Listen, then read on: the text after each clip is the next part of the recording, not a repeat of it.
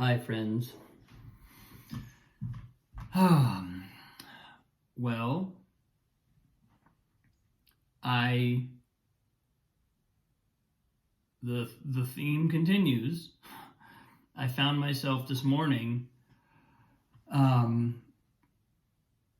sitting in meditation, and a thought, kind of a realization came through that it's basically just an outgrowth of what I've been processing and talking about over the last couple of days.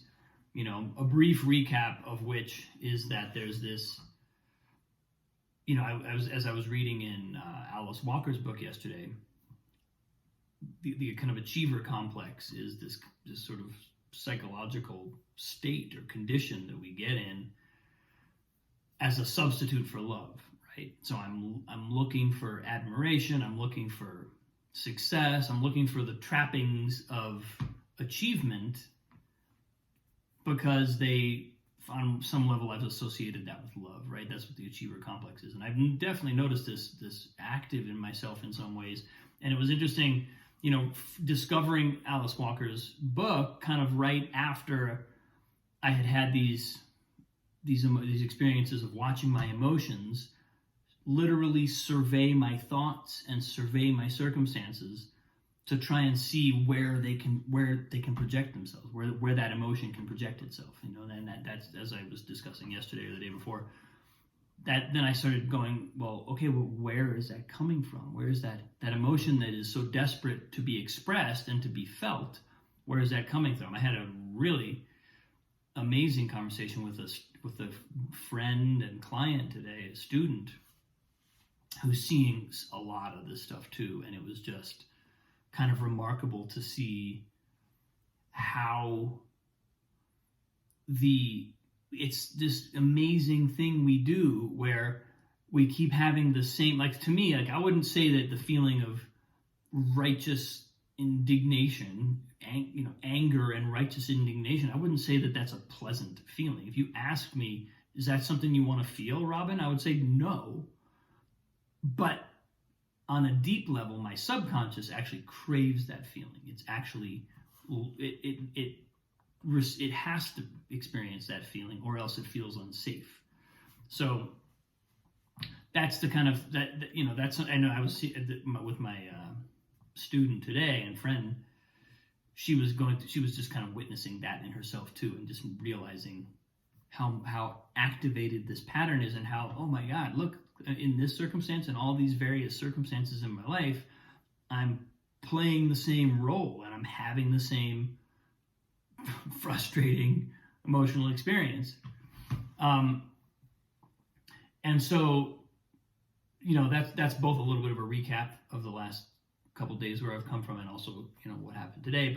But what came through this morning was a really powerful, it was almost like, and this is my experience sometimes with inner work, spiritual work. It's like, as soon as we're ready for the next insight, it just drops in. And it's kind of like, pegs going into a board or something. Maybe I'm construing it that way because I was just playing with Annalise, and she has these Montessori toys, which are like little wooden kind of strips, and then they have various shaped pegs. They're all round, but they're different sizes and lengths, and they all go in. And it's like that next insight just drops in, like the next peg in the right size hole. And so all this stuff has been coming through, and this morning I'm sitting in meditation, and ping, it's like, oh, right, here we go, next step. Because I realized, I guess I was just thinking about, what, in a relationship, in an intimate relationship, in a partnership, how does that achiever complex work? Like, what's the result of that? And it's, of course, sneak preview, it's not good. But what hit me was, I think there was something about just the way that I was becoming aware of how I just perceiving the perceiving the energy in the way I relate to my work, the way I relate to my daughter, the way I relate to my wife, and some of the stuff I've been examining over the last several weeks, months, years. But I did a post a few days ago or a few weeks ago about that when I had just spoken to my coach who talked about these kind of overlapping circles of work, relationships, and self, and how big is each circle, and how much are we kind of cultivating all these three areas of our life, and what values are we gaining from each of these areas of our life, because work could be about it could be about contribution, it could be about contributing to the world, but it could also be about trying to get significance. In other words, it could be externally focused or internally focused. It could be generous and broad, or it could be collapsed and egotistical. None of the domains themselves aren't in and of themselves anything. They're just areas of life where our story plays out. And I was looking at that, and I was just thinking about, okay, well, here's how I relate to work, and here's how the achiever complex affects me in my work life. I've been thinking of it on that level of, well, what it does is it means that I'm constantly seeking something in the activity of my work that is not actually ever going to be satisfied, because that's not where, what I'm ultimately seeking is love, and that's not where you get love. It's not how it works. I can get admiration, and then I can get affirmation, and I can get success, and I can get these things, but they will ultimately not, all of them will simply, all they will be is a little hit of temporary relief from the feeling of not lovedness, but they will never satisfy that feeling. All they will ever do is be the next hit of kind of distraction and, kind of prodding us on to the next. It's like a drug. It's like an addiction. That's why I called it, that's why when I described this feeling of the emotion coming on all the time, the only word I could use was addiction. It's the only correct word for how that was expressing itself. So anyway, and then I started thinking about, well, look, so it must have just been where I was in the process, but I was thinking about, okay, well, in a relationship, what's happening there? And it became abundantly evident very, very quickly that, of course, you can't relate to another human being from that place. Because we're basically substituting something that is not love for love, right? There's no like way of making something that's not love into love. All we can do is let that go and go for the real thing.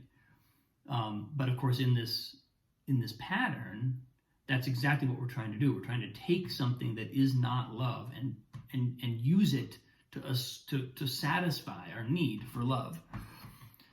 So as I started to imagine this in a relationship, I was like, dear Lord, that sounds like a nightmare. Like how, and it explains kind of certain miscues in communication or moments when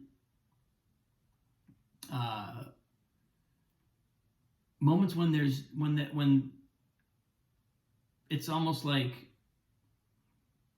when people talk about different love languages or whatever, it's like there's just non-communication. Like the signals are flowing, but they're not hitting a target. They're not being received. And it struck me. It kind of there was something palpable about the way that I could feel a kind of sadness around that.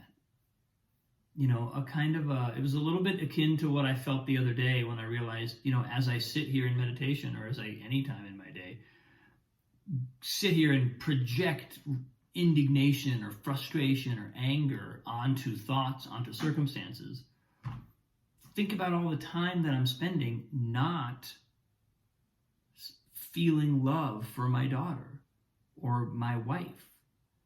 Think about what I'm doing with my energy. If my energy, if that psychic energy is like a bank account, what am I spending it on? I'm buying a lot of anger and righteousness, and like that's what I'm investing in. I'm going to the video arcade and playing that game over and over and over again, right? And there was just a sadness in that when I realized, oh, this thing I'm doing, of course it's a pattern, of course it's something that's negative, or it's something that's not helping me. But I had never quite clocked the cost of that, because the cost is tallied in all the other opportunities, all the genuine, all the authentic feelings and deeply meaningful things I could be doing with my time, and just the deep gratitude and abundance that's right here in the middle of my life that I'm not seeing because I'm addicted to a feeling that's not that. And so it points my awareness, points my focus somewhere else. All of that was just kind of coming up today, and I was observing just the mechanics of what happens there in a relationship, and it became so clear that you can't possibly be connected from that place. You know, you're gonna fall apart. All you can do is move apart, because you're looking for something that's not there. You know, you're looking for love in all the wrong places. How's that song go? That's the one. That's the one for today. And I think, I should, for the record, I have an amazing relationship with my wife, Katie, and my daughter. So, but that doesn't mean that these mechanics aren't at play, and it doesn't mean that this addiction that I clearly still have doesn't have any effect. It does. There are ways that it plays out and that it shows up. And what I'm trying to do is notice that, see that, and then realize, there'll be times I'm sitting there and the frustration is about my relationship. It's about my, it's generally what we're doing is we're projecting onto the most immediate circumstances. We're not, we're projecting onto what's around. What does a projector project onto? Well, whatever's in the room, right? That's what I can project on. So seeing that and just detecting, oh wow, like look, that pattern is at play here. There is something that's part of this. That's part of the matrix. The matrix program that I'm in right now is projecting that onto my relationship, onto my loved ones. It's never fun stuff to see, but I think it's ultimately deeply, deeply important to see it and helpful to see it, because you start realizing, oh, that thing that someone did that in my experience activated this emotion actually did no such thing. My emotion was auditioning circumstances and people constantly for a place to latch onto, and then as soon as it saw an opening, it grabbed hold and said, ha, now I get to feel myself, now I get to be expressed. And again, coming back to Alice Walker's beautiful definition of healing, where healing is feeling the thing that we lacked at the crucial time, and recognizing the irrevocability of that we can't actually, if we experienced harm and trauma as a kid, or we experienced not receiving and not having our needs met as a young being, we can't actually go back and fix that, because we're not 8 years old, 12 years old, 18 years old anymore. We're adults now.